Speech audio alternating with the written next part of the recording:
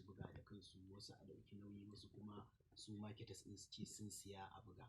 Ba mu sani ba ko akwai wani marketer da ya taɓa zuwa wajen ka ya ce yana buƙatar irin waƙoƙinka domin ya ɗauki nauyin zai buga amma ya siyi master copy ɗin a wajenka. Gaskiya babu wanda ya taɓa kirana ko zai ce sai wani aiki da ɗaya daga cikin ayyukana. Sabida muna jin ka.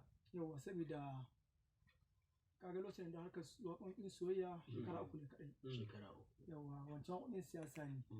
Kusan kuma duk wanda ya san harkar waƙa shekara 3 ba ta ɗaukaka mutum.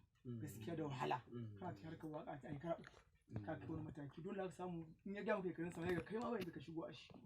To wannan dalilin ne sa kuma gaba ɗaya kaga zuro ɗin da inda ake zuwa can inda ya kamata gaskiya ba ni da cikakken lokaci. Da kake zuwa saboda banda waƙoƙi da Musa AA kuma kana sana'a ta. To ai sana'a ita za ta riƙe maka harkar waƙa. Wato ita ce ma dai take tunzura ka kake zuwa kake biyan kuɗi a yi maka kiɗi. A jiya akwai wani yaro da ke gaya mun yi sana'ar sa yanzu oga kaza ya kamata ce wani ba abu da sana'a yanzu in ba.